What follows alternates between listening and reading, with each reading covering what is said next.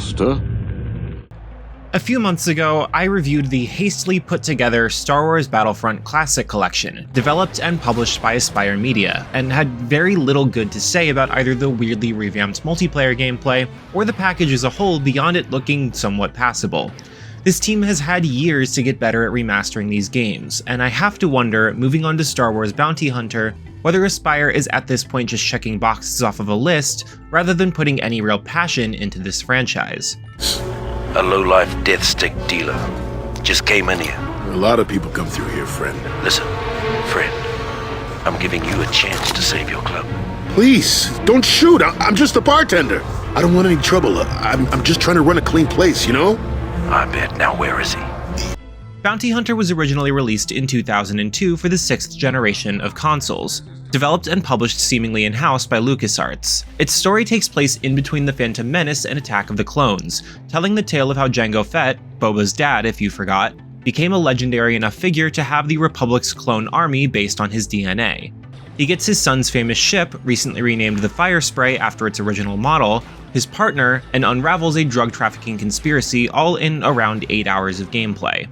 The story of Bounty Hunter is, especially now that it's definitively non-canon anyway, largely inconsequential and was mostly written at a time when Lucasfilms thought people were going to be more invested in prequel-era characters. The gameplay takes center stage in large explorable levels filled with bad guys to take down, and that's where the game starts to lose me. Bounty Hunter is a third into almost first-person shooter that, having been released in 2002, feels totally archaic now. The player defaults to third-person mode, wherein the game will clumsily auto-target foes that Jango is facing. Given enough shots, they eventually go down, but I noticed basically immediately that the game is lacking any real feedback to the player to make the gunplay satisfying or even really indicate that they're hitting their target. Enemies don't make a ton of sound when they get hit, so you largely have to rely on the visual laser to determine whether your shots are hitting or going off course, and while I eventually got used to this, it never felt particularly fun. Drake of the 99 Dragons infamously attempted to use pretty much the same gameplay style, and while this certainly works much better than that, it still very quickly loses its luster, and switching to aiming down a crosshair doesn't really fix the issue either, instead just leaving you open to the other enemies surrounding you. You also have equipment that you start the game with which is never actually explained to you properly. It is something that was probably solved at the time with the manual in the case, but is now just left without a tutorial. The bounty system also doesn't really end up feeling particularly engaging. The way the game introduces it to you is very deliberate, but it set me up for disappointment. Shortly into the first level, you'll be alerted that the guy in front of you has a bounty on his head, and you have to scan him with your helmet to identify and mark him before you can wrap him up and collect the reward.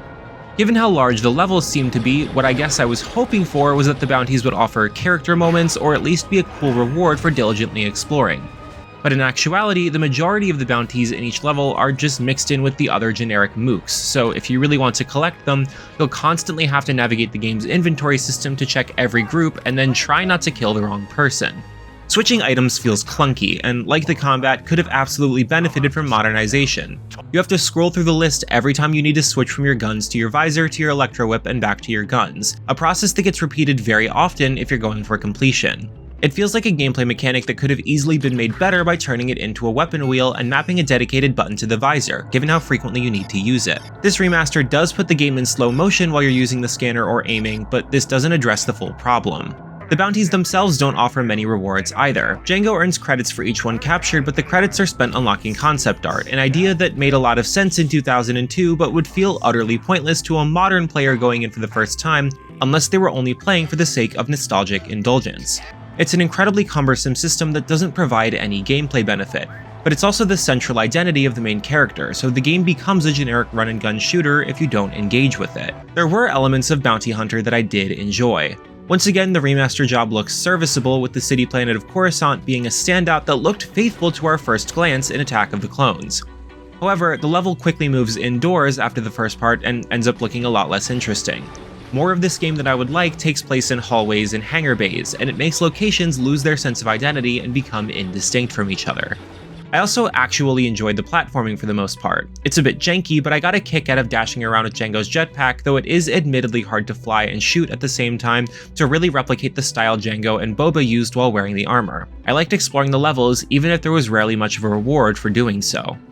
Star Wars Bounty Hunter left me feeling confused about what Aspyr wants to be doing with these games. One of the most crippling flaws of their Battlefront remaster was a change they made to the multiplayer that was breaking something that never needed to be fixed. But many of the things in Bounty Hunter that could have done with improvement appear to not been touched. The combat feels archaic and mostly unsatisfying, the control scheme needs to be tweaked, and the bounty system needs a more interesting reward to make it worthwhile for how much of a chore it is to identify and secure your targets, even if it's slightly easier to tag them now. It looks nice and doesn't feel terrible. If you liked the game in 2002, or are yearning for the days of middle card releases, this remaster might let you recapture some of that magic. For basically anyone else, it's an easy skip. Noisy Pixel is giving Star Wars Bounty Hunter Remastered a 5 out of 10. Thanks for watching. This video is brought to you by our supporters on Patreon. Noisy Pixel is run by a group of gamers providing independent gaming coverage through news, reviews, previews, and more. Check out our Patreon to help support our continued growth and subscribe to keep up with all of our future content.